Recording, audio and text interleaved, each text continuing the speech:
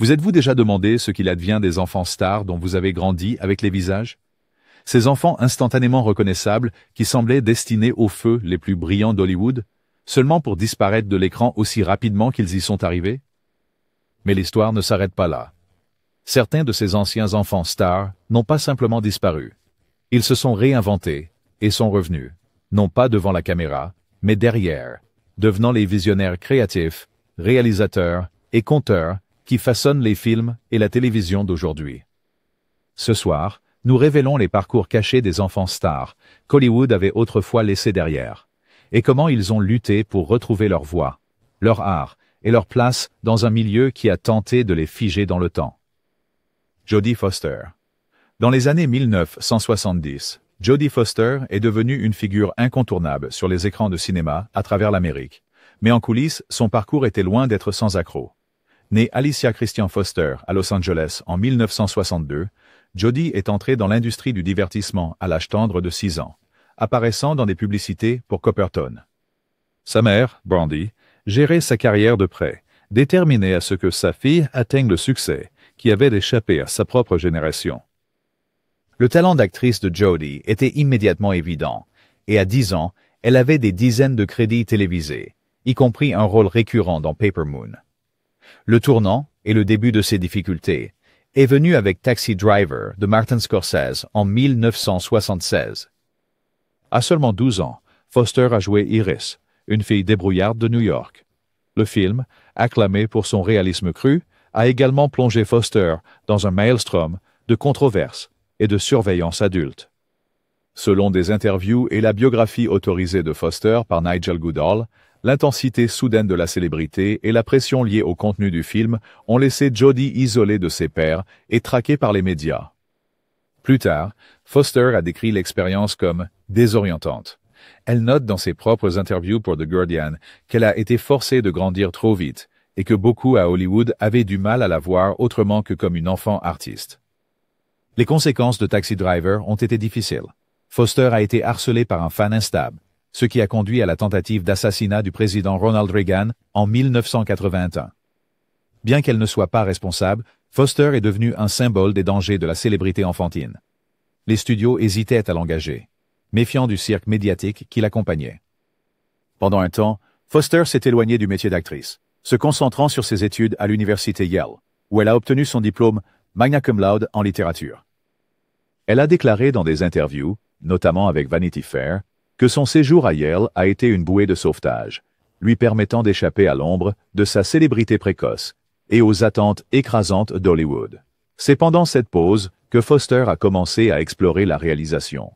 Elle a réalisé son premier long-métrage, Le Petit Homme, en 1991. L'histoire, centrée sur le tumulte émotionnel d'un enfant doué, s'inspirait de ses propres expériences avec la célébrité précoce et l'isolement. La transition de Foster derrière la caméra n'a pas été initialement accueillie par les studios. Plusieurs producteurs auraient douté de sa capacité à diriger un plateau. Mais Little Man Tate a été un succès à la fois critique et commercial, lançant un nouveau chapitre dans sa carrière. Le travail de Foster derrière la caméra a été salué pour sa perspicacité émotionnelle et sa précision technique. Elle a ensuite réalisé des films tels que Home for the Holidays et Money Monster, ainsi que des épisodes de séries télévisées prestigieuses, y compris Black Mirror. Le parcours de Foster est un témoignage de résilience. Rejetée aux marges de l'industrie qui l'a rendue célèbre, elle est revenue selon ses propres termes, utilisant la caméra comme un bouclier et un outil de narration. Ron Howard. Le parcours de Ron Howard, de star enfant à réalisateur acclamé, est une histoire façonnée autant par les pressions de la célébrité que par son ambition créative. Né à Duncan, Oklahoma, en 1954, Howard a été introduit dans le monde du théâtre par ses parents, tous deux travaillant dans le divertissement. Il a fait ses débuts au cinéma à l'âge de 4 ans et est devenu célèbre sous le nom d'Opie Taylor dans The Andy Griffith Show. Dans ses mémoires de 2019, The Boys, coécrit avec son frère, Clint, Ron a détaillé la nature régimentée de sa jeunesse avec des cours de théâtre, une scolarisation en studio et une image publique soigneusement gérée. Malgré sa popularité, Howard a trouvé de plus en plus difficile de se détacher de l'image d'Opie. À la fin des années 1960, alors que The Andy Griffith, L'émission s'est terminée. Howard s'est vu offrir de nombreux rôles qui reflétaient son personnage de garçon américain typique. Dans des interviews avec NPR et le Los Angeles Times, Howard a évoqué la cage invisible du typecasting qui l'empêchait de jouer des rôles plus stimulants ou variés. Les directeurs de casting étaient souvent directs. Ils le voyaient comme une star enfant, pas comme un acteur sérieux ou une force créative. Même son succès en tant que Rishi Cunningham dans Happy Days s'accompagnait d'une mise en garde selon laquelle il serait toujours rappelé pour ses rôles d'enfance. Les tentatives de Howard pour se tourner vers des rôles plus matures ont souvent rencontré de la résistance. Dans son autobiographie, il décrit la frustration d'auditionner pour des projets, pour ensuite se faire dire qu'il ne correspondait pas au rôle en dehors de son image établie.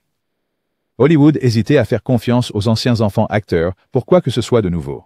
La situation s'est aggravée lorsque Howard a exprimé son intérêt pour la réalisation. Il a commencé à suivre des réalisateurs sur le plateau, à étudier des scénarios et à s'inscrire à des cours de cinéma. Mais nombreux étaient les dirigeants de studios qui considéraient cette ambition comme un projet de vanité pour une ancienne vedette enfant déchue. Indifférent, Howard a fait ses débuts de réalisateur avec la comédie à petit budget, Grand Theft Auto, en 1977, qu'il a coécrite et dans laquelle il a joué. Le projet a été approuvé principalement parce qu'il coûtait si peu et parce que le producteur légendaire, Roger Corman, était prêt à prendre un risque sur la vision de Howard. Le succès modéré du film a été un tournant. Il a donné à Howard la crédibilité nécessaire pour entreprendre des projets plus importants. Au cours de la décennie suivante, Howard a progressivement enrichi son CV de réalisateur, aboutissant à des succès comme Splash et Cocoon. La carrière de réalisateur de Howard a décollé avec Apollo 13 et Un homme d'exception, qui ont tous deux été acclamés par la critique et ont reçu des récompenses majeures. Dans des interviews avec The Hollywood Reporter et dans ses mémoires, Howard attribue son expérience précoce en tant qu'enfant acteur, non seulement la discipline, mais aussi les leçons d'humilité, issues d'être cataloguées et mis de côté comme fondamentales pour son approche en tant que cinéaste. En persévérant face au rejet et au scepticisme, Ron Howard s'est forgé une nouvelle identité derrière la caméra, devenant l'un des réalisateurs les plus respectés d'Hollywood. Fred Savage. Le parcours de Fred Savage, à travers le paysage changeant d'Hollywood, est un portrait de résilience façonné par les attentes impitoyables de l'industrie du divertissement. Né à Chicago en 1976, Savage est devenu célèbre à l'échelle nationale en incarnant Kevin Arnold dans la série à succès The Wonder Years, une émission diffusée de 1988 à 1993, qui racontait les épreuves et les triomphes de l'adolescence. À l'âge de 12 ans, Savage avait déjà été nommé pour 2 Emmy Awards et un Golden Globe, faisant de lui l'un des plus jeunes acteurs à recevoir de tels honneurs. Dans les coulisses, cependant, Savage naviguait dans un monde offrant peu de conseils pour faire le saut délicat de la célébrité enfantine à une carrière d'adulte. De multiples sources, y compris des histoires orales de la distribution et de l'équipe de The Wonder Years, ont décrit la pression intense à laquelle Savage faisait face.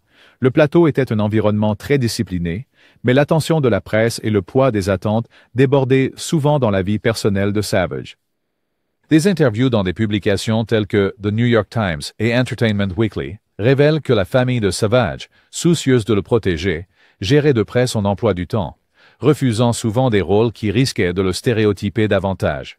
Malgré cette précaution, à la fin de The Wonder Years, les directeurs de casting hésitaient à le voir autrement que comme le sincère et candide Kevin Arnold. À la fin de son adolescence, Savage trouva presque impossible d'obtenir des rôles qui correspondaient à sa maturité ou à son talent. Le scepticisme de l'industrie était clair. Il croyait que les anciennes stars enfantines réussissaient rarement en tant qu'adultes.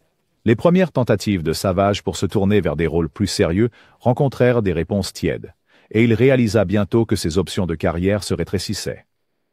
Il s'est inscrit à l'université de Stanford, en spécialisation d'anglais, espérant que l'éducation lui donnerait le temps et l'espace pour trouver sa véritable direction, comme il l'a détaillé dans son interview avec Fresh Air de NPR. Le temps passé loin d'Hollywood, réfléchit plus tard Savage, était vital pour retrouver son sens de soi. Après avoir obtenu son diplôme, Savage a fait face à une industrie qui se souvenait de lui en tant qu'enfant, mais qui avait peu d'utilité pour lui en tant qu'acteur adulte. Plutôt que d'accepter la défaite, il s'est concentré derrière la caméra. Savage a commencé à diriger des épisodes de télévision pour enfants, notamment sur Yo, Disney Channel et Nickelodeon, gagnant lentement une réputation de réalisateur compétent et fiable. Selon Variety et Deadline Hollywood, sa percée est survenue lorsqu'il a été choisi pour réaliser des épisodes de It's Always Sunny in Philadelphia et Modern Family. L'approche de Savage, marquée par une sensibilité aiguë aux besoins des acteurs et une profonde compréhension du timing comique, lui a valu des éloges.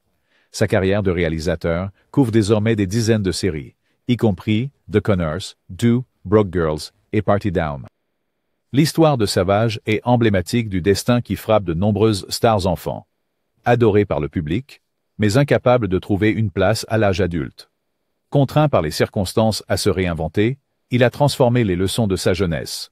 Discipline, empathie et résilience en outils qui façonnent aujourd'hui certaines des séries télévisées les plus populaires. Peter Billingsley. Le visage de Peter Billingsley est instantanément reconnaissable pour des générations d'amoureux du cinéma, comme celui de Ralphie Parker dans A Christmas Story, le classique des fêtes de 1983, qui est devenu un favori pérenne. Né à New York en 1971, Billingsley a été plongé dans le monde du show business avant même de savoir lire, apparaissant dans une publicité pour Geritol à seulement 2 ans. Au moment où il a joué Ralphie à l'âge de 12 ans, il avait accumulé des centaines de publicités et de petits rôles à la télévision, faisant de lui un professionnel chevronné malgré son jeune âge. Des articles dans People Magazine et des rétrospectives dans Entertainment Weekly relatent comment la popularité soudaine et intense de A Christmas Story a paradoxalement conduit Billingsley à sortir des feux de la rampe. Le rôle de Ralphie est devenu un point de référence culturel, et Billingsley s'est retrouvé catalogué aux yeux du public. Lors des interviews, il a décrit comment les directeurs de casting ne pouvaient le voir autrement que comme le garçon à lunettes, obsédé par les fusils à plomb de Cleveland Street. Alors qu'il entrait dans l'adolescence, le téléphone a cessé de sonner. Selon The Hollywood Reporter, Billingsley a traversé une transition particulièrement difficile, marquée par des opportunités en diminution et la réalisation que Hollywood avait peu d'utilité pour les anciennes stars enfantines, une fois qu'elles avaient dépassé leur rôle emblématique. Billingsley, qui vient d'une famille d'acteurs et de producteurs, a utilisé ce creux de carrière à son avantage. Il a fréquenté des écoles privées et a pris des emplois en coulisses, apprenant les subtilités de la production depuis le bas de l'échelle. Il a parlé de cette période comme étant formatrice, notant dans des interviews avec Collider et la Directors Guild of America que le fait d'être éloigné des feux de la rampe en tant qu'acteur lui a permis d'expérimenter créativement. Billingsley a trouvé du travail au début comme assistant de production et producteur associé, développant un regard pour la narration qui n'était pas limité par son ancien personnage. À la fin de sa vingtaine, Billingsley avait discrètement accumulé des crédits en tant que producteur, notamment sur le film qui a révélé Vince Vaughn, Swingers. Le partenariat avec Vaughn s'est avéré crucial, car le duo a collaboré sur plusieurs projets, y compris les comédies Thérapie de couple et Tout, sauf en famille. Les débuts de Billingsley en tant que réalisateur, avec Couples Retreat, ont été un succès commercial et ont mis en valeur son talent pour gérer de grands ensembles, un talent sans doute façonné par ses premiers jours sur le plateau. Malgré le rejet initial de l'industrie, Billingsley s'est forgé une carrière respectée en tant que réalisateur et producteur, travaillant à la fois sur des films et à la télévision. Son parcours est un témoignage de l'adaptation. Écarté par un système qu'il avait catalogué comme Ralphie, il s'est réinventé en tant que créateur avec vision et longévité. Comme Billingsley l'a dit au Los Angeles Times, « Parfois, être forcé de recommencer est la meilleure chose qui puisse vous arriver, parce que cela vous oblige à apprendre chaque aspect du métier. » En transformant son revers d'enfance en tremplin, Billingsley a trouvé une seconde carrière derrière la caméra, Danica McKellar. La montée de Danica McKellar vers la célébrité dans son enfance en tant que Winnie Cooper dans les années coup de cœur est un conte classique d'Hollywood. Célébrité du jour au lendemain, courrier des fans sans fin, et l'illusion d'un avenir illimité dans le show business. Née en 1975 à La Jolla, Californie, la vie de McKellar a changé à l'âge de 12 ans lorsqu'elle a été choisie pour incarner la fille d'à côté adorée face à Fred Savage. Le succès de l'émission a attiré une attention soudaine, mais a également créé un puissant stéréotype. Comme détaillé dans les propres mémoires de McKellar, les maths, ça ne craint pas. Et dans des interviews avec le Washington Post, elle a eu du mal à trouver du travail après la fin de la série en 1993. Les directeurs de casting se souvenaient d'elle uniquement en tant que Winnie, douce, innocente et perpétuellement âgée de 12 ans. Malgré D'excellentes critiques pour son jeu d'acteur, McKellar a rencontré le problème classique d'Hollywood. Elle a été figée dans le temps par son rôle initial. Les rôles qu'on lui proposait, soit parodiaient son ancien personnage, soit demandaient de jouer des versions de la jeune fille qu'elle était autrefois. Lors d'une interview franche avec Weekend Edition de NPR, McKellar se souvenait de nombreuses auditions où les réalisateurs lui disaient « Tu seras toujours Winnie pour nous ». Après des années de rejet, elle a pris la décision difficile de quitter le métier d'actrice et de s'inscrire à l'Université de Californie à Los Angeles, où elle a obtenu un diplôme en mathématiques, en sortant major de sa promotion, et a coécrit un article scientifique qui porte maintenant son nom. Le temps de McKellar loin de Hollywood a été transformateur. Dans Girls Get Curves, Geometry Takes Shape, elle décrit comment avoir été forcée de quitter la comédie lui a permis de développer une nouvelle identité. Elle est devenue une championne de l'éducation en mathématiques, écrivant des livres à succès, visant à encourager les jeunes filles à embrasser les domaines STEM. La discipline et les compétences analytiques qu'elle a perfectionnées grâce aux mathématiques sont devenues des atouts lorsqu'elle est retournée dans l'industrie, non pas en tant qu'actrice, mais en tant que réalisatrice. McKellar a fait ses débuts en tant que réalisatrice avec des téléfilms pour Hallmark Channel et Lifetime, où elle s'est rapidement forgé une réputation pour des récits émouvants, axés sur les personnages. Selon des interviews avec Parade et TV Insider, son attention aux détails, perfectionnée en mathématiques, s'est naturellement traduite en réalisation cinématographique. Elle a depuis réalisé et produit une série de téléfilms à succès, souvent en défendant les voix des femmes derrière la caméra. Le parcours de McKellar à Hollywood est une histoire de réinvention. Quand l'industrie ne la voyait que comme une enfant, elle a construit une toute nouvelle fondation, qui lui a permis de revenir avec un but et de l'autorité en tant que réalisatrice. Forcée de partir, elle a trouvé son chemin de retour selon ses propres termes, prouvant qu'un seul rôle n'a pas à définir une vie. Jason Bateman. L'expérience de Jason Bateman en tant qu'enfant acteur dans les années 1980 est une étude sur les dangers du succès précoce et les réalités brutales d'une industrie qui pardonne rarement de grandir. Né à Rye, dans l'État de New York, en 1969, Bateman a commencé à travailler dans des publicités à l'âge de 10 ans et est rapidement passé à des rôles principaux dans La Petite Maison dans la Prairie, Silver Spoons et The Hogan Family. Son charme juvénile et son sens du timing comique ont fait de lui une figure incontournable de la télévision américaine. Mais lorsque les émissions se sont terminées et que Bateman est entré dans l'âge adulte, il a rencontré le mur familier auquel font face de nombreuses anciennes de stars enfantines. Comme détaillé dans ses interviews avec le New York Times et le Hollywood Reporter, Bateman a découvert que l'industrie avait une vision de lui figée dans le passé. Les directeurs de casting et les producteurs se souvenaient de lui comme de l'adolescent espiègle, non pas comme d'un rôle principal ou d'une force créative. Les offres se sont taries, et Bateman s'est retrouvé de plus en plus mis à l'écart, incapable d'obtenir des rôles importants à la fin de son adolescence et dans sa vingtaine. Dans ses propres mots, Hollywood avait une courte mémoire et ne se souvenait de moi que comme un enfant. Selon son profil dans Esquire, Bateman a passé une grande partie des années 1990 à faire des apparitions, des téléfilms et des pilotes qui n'aboutissaient rarement. Pendant cette période creuse, Bateman a développé un vif intérêt pour le côté créatif de la production. Il a passé du temps à observer les réalisateurs, à étudier les scénarios et à apprendre les mécanismes de la narration. Dans diverses interviews, y compris avec Fresh Air de NPR, Bateman a décrit comment être relégué aux marges lui a donné la liberté d'expérimenter. Son premier travail de réalisateur est survenu presque par accident, en dirigeant des épisodes de séries dans lesquels il avait de petits rôles, grâce à la confiance des producteurs qui se souvenaient de son éthique de travail depuis l'enfance. La véritable percée est venue lorsque Bateman a été choisi pour le rôle de Michael Bluth dans Arrested Development en 2003. Le succès de la série a relancé sa carrière, mais Bateman n'a pas oublié la leçon de ses luttes antérieures. Il a commencé à réaliser pour la télévision, apportant une approche régulière, axée sur les acteurs sur le plateau. Son premier film, en tant que réalisateur, Bad Words, a été acclamé par la critique pour son esprit vif et son rythme assuré. Il a continué à réaliser sur Ozark, remportant des récompenses et des éloges pour son travail derrière la caméra. La transition de Bateman d'enfant star à réalisateur respecté est un cas d'étude en adaptation. Écarté des projecteurs en vieillissant, il y est retourné en tant que force créative, utilisant les revers de sa jeunesse comme carburant pour son succès ultérieur.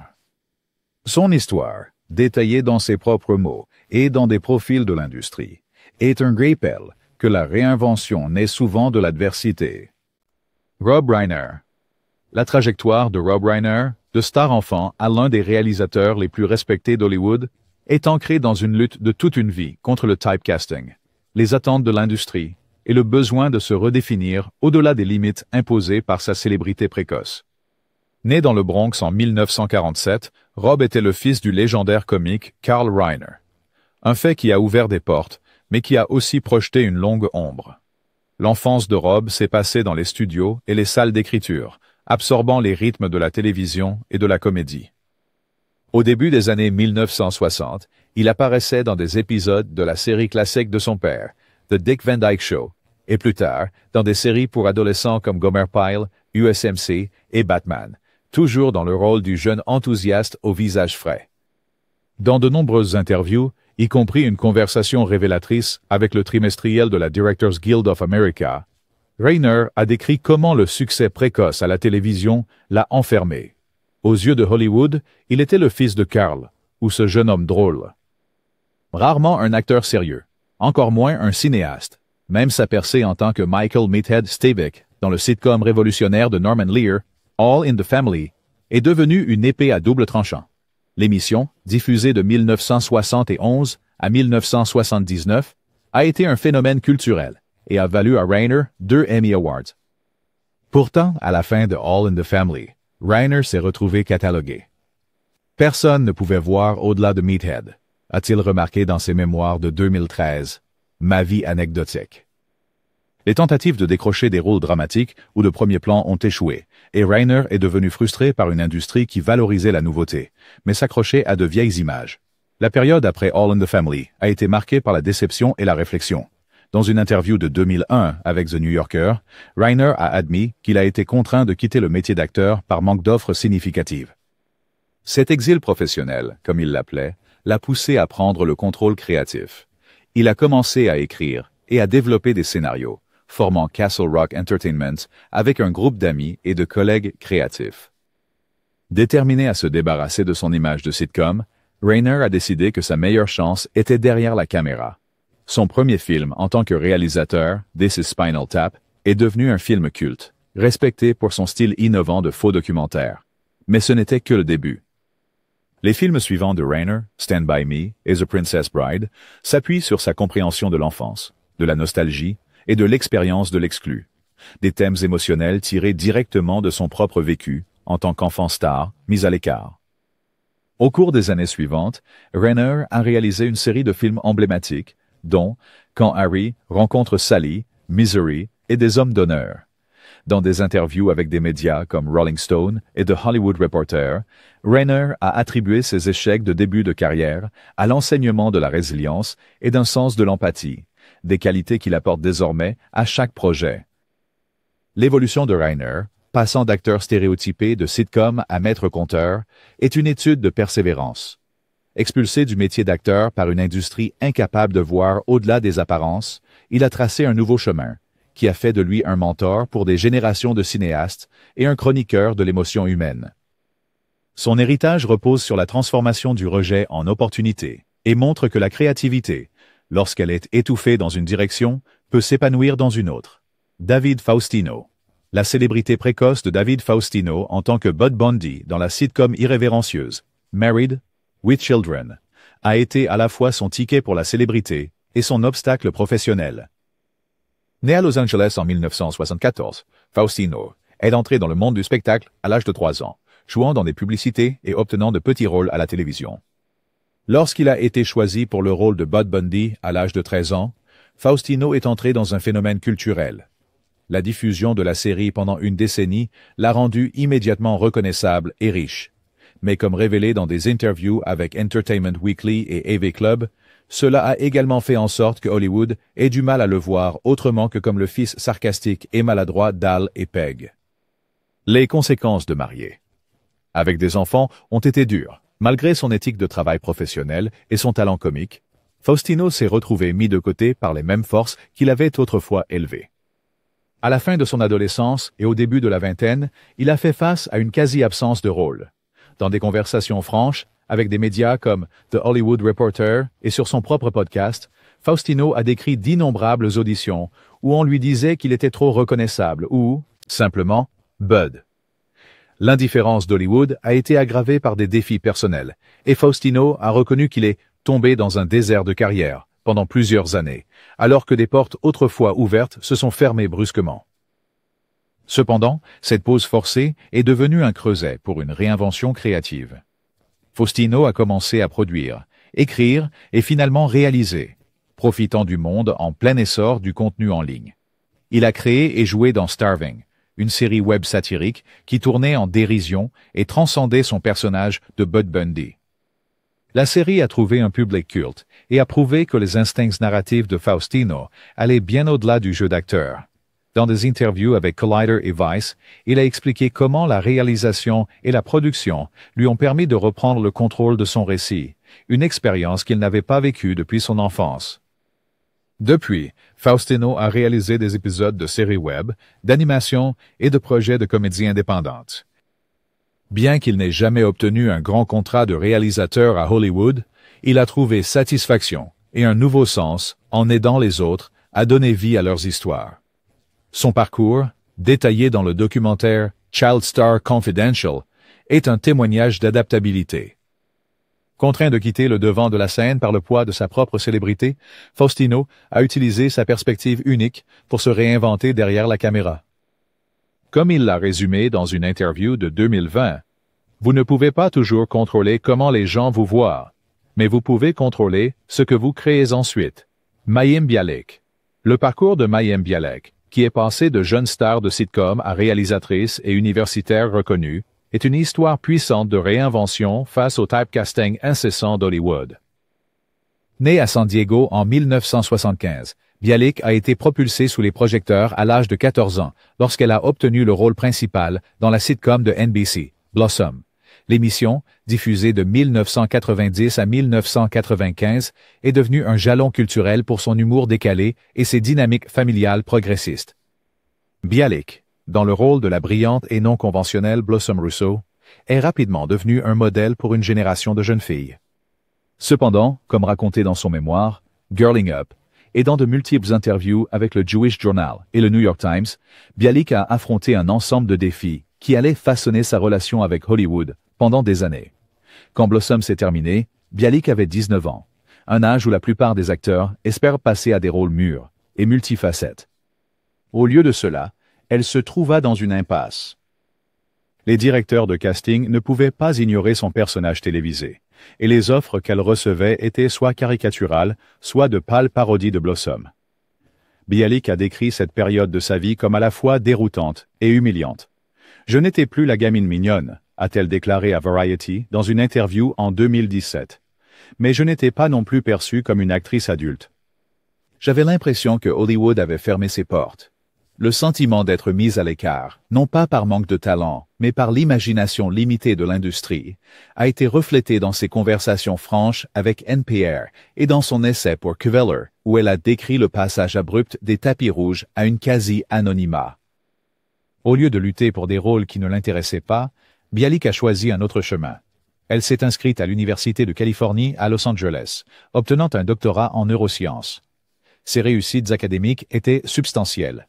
Ses recherches sur la régulation hypothalamique chez les patients atteints du syndrome de Prader-Willi ont même été publiées dans des revues scientifiques.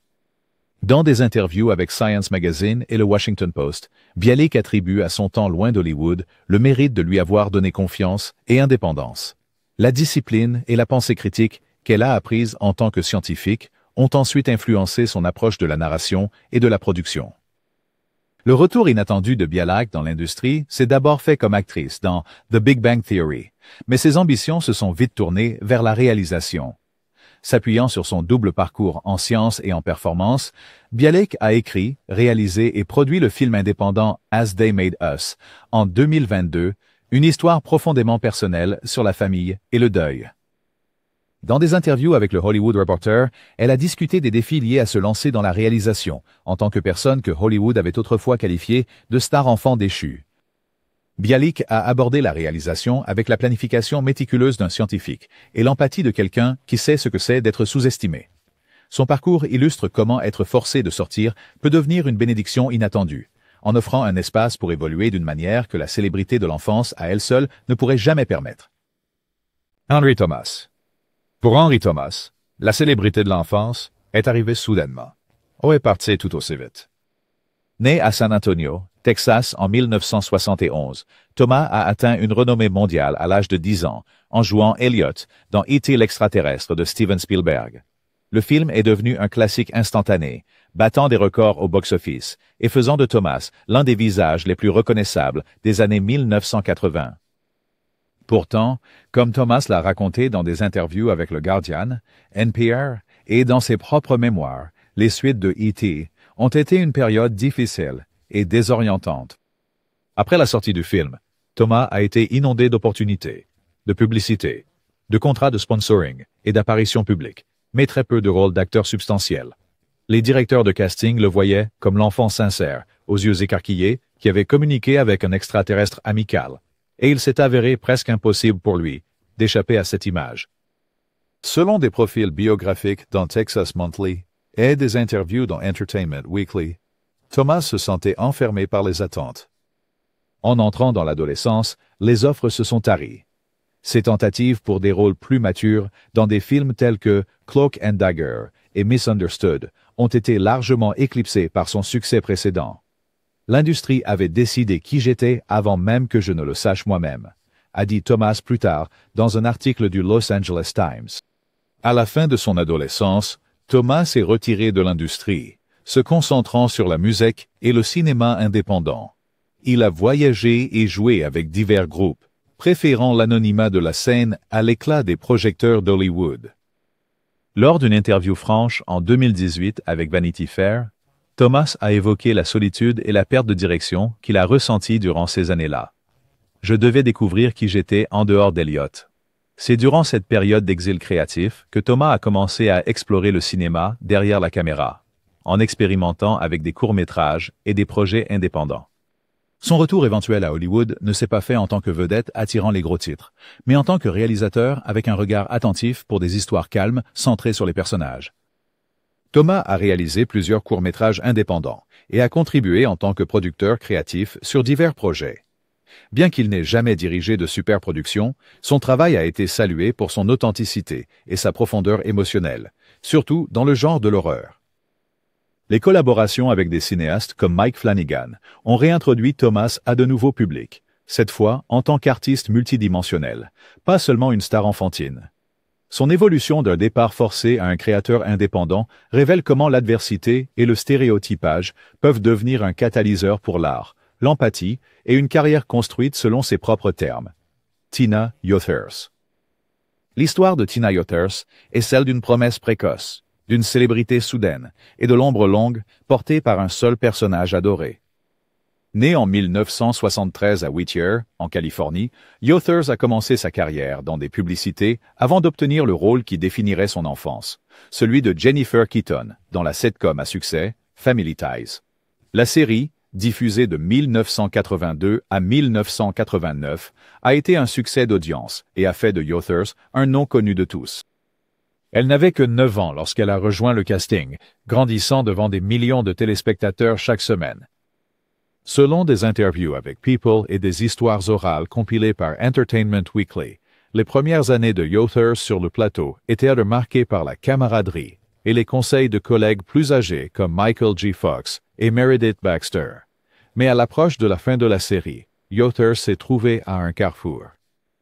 Comme beaucoup d'enfants acteurs, elle a été prise dans l'engrenage du typecasting.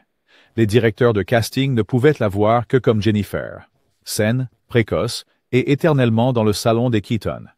Dans des interviews sur Oprah, Where Are They Now? Et le Huffington Post, Yothers a décrit la frustration d'être écartée pour des rôles à cause de son visage de Family Ties. Malgré ses efforts pour diversifier, elle s'est teint les cheveux en noir, a été la chanteuse d'un groupe de rock et a même pris une pause dans sa carrière d'actrice. La perception de l'industrie était difficile à changer. C'était comme si peu importe ce que je faisais, j'étais Jennifer Keaton, a-t-elle réfléchi lors d'une apparition à l'émission Today Show en 2013. La pause forcée dans sa carrière d'actrice, bien que douloureuse au départ, a ouvert de nouvelles voies pour la créativité. Yothers a déplacé son attention vers la musique, en tournée avec son groupe, Jeded, et a commencé à explorer des rôles en coulisses dans la production télévisuelle. Selon des articles dans Rolling Stone et des interviews avec le Los Angeles Times, Elle s'est impliquée dans la réalisation et la production de petits documentaires et projets de télé-réalité, y compris des segments pour Celebrity Fit Club et des documentaires indépendants sur la célébrité infantile. Ces expériences lui ont permis de prendre le contrôle de son propre récit pour la première fois. Le parcours de Yoder's a également fait d'elle une fervente défenseur des enfants acteurs, intervenant lors de panels de l'industrie sur les défis de grandir à la télévision et la difficulté d'être vu comme plus qu'un personnage d'enfance. Son histoire rappelle que la célébrité à un jeune âge peut être à la fois un don et une malédiction. Forcée de quitter le devant de la scène par l'industrie qu'il avait autrefois célébrée, Tina Yoder's a trouvé un nouveau sens de l'initiative derrière la caméra, aidant les autres à raconter leurs histoires et, ce faisant, redéfinissant la sienne. 12e. Corey Feldman. La vie de Corey Feldman à Hollywood ressemble à un conte de mise en garde sur les dangers de la célébrité enfantine et la lutte pour l'autonomie créative. Né en 1971 à Los Angeles, Feldman travaillait dans des publicités et à la télévision avant même d'entrer à la maternelle. Dès le début de son adolescence, il était devenu l'un des jeunes acteurs les plus reconnaissables en Amérique, jouant dans une série de films à succès tels que Gremlins, The Goonies, Stand By Me et The Lost Boys. Feldman et son ami proche, Corey Haim, surnommés les deux Coreys, étaient des idoles adolescentes, des piliers de la culture pop et des couvertures de magazines. Pourtant, comme Feldman l'a raconté dans son autobiographie, Choreography, et dans des interviews avec Rolling Stone et The Guardian, la réalité de la célébrité était bien plus complexe. Après le sommet de son succès dans les années 1980, la carrière de Feldman a stagné. Il se retrouva cantonné à jouer des rôles similaires, l'industrie le voyant uniquement comme l'adolescent sarcastique et troublé de ses premiers rôles. De plus, les luttes personnelles et les revers très médiatisés ont rendu les studios réticents à lui offrir des rôles principaux. Au début des années 1990, les offres avaient pratiquement disparu, obligeant Feldman à faire face à la réalité d'être écarté du système qu'il avait autrefois célébré. Dans une interview de 2019 avec Variety, Feldman a parlé ouvertement du fait d'être mis sur liste noire et de devoir se battre pour chaque opportunité. C'est durant cette période d'adversité que Feldman a commencé à regarder derrière la caméra pour une expression créative. Il a écrit, réalisé et joué dans Busted, un film indépendant qui, bien que peu distribué, a marqué sa première incursion sérieuse dans la réalisation. Feldman a depuis réalisé et produit plusieurs projets indépendants, souvent avec des budgets très limités et en dehors du système traditionnel des studios. Dans des interviews avec Vice et Deadline Hollywood, Feldman a expliqué que la réalisation lui avait permis de reprendre une certaine mesure de contrôle sur son art et sa carrière, lui permettant d'expérimenter la narration de manière que le métier d'acteur seul ne pouvait pas. Feldman est également devenu un défenseur de la réforme dans l'industrie du divertissement, s'exprimant sur le traitement des jeunes artistes et produisant des documentaires sur le côté sombre d'Hollywood. Bien que ses efforts en tant que réalisateur ne lui aient pas apporté un succès grand public comparable à celui de son âge d'or en tant qu'acteur, Feldman a trouvé un sentiment d'accomplissement et d'autonomie qui lui échappait dans sa jeunesse. Son parcours, de l'exil forcé à réalisateur indépendant, souligne la résilience nécessaire pour survivre et finalement prospérer lorsque Hollywood tourne le dos. Ce sont les véritables histoires de transformation, de résilience et de seconde chance. La preuve que parfois, être forcé de quitter la lumière des projecteurs n'est que le début d'un voyage encore plus puissant. Si vous avez trouvé ces histoires inspirantes ou révélatrices, veuillez aimer cette vidéo, la partager avec quelqu'un qui aime les histoires de coulisses d'Hollywood et n'oubliez pas de vous abonner pour plus d'histoires incroyables du monde du divertissement. Merci d'avoir regardé et à la prochaine.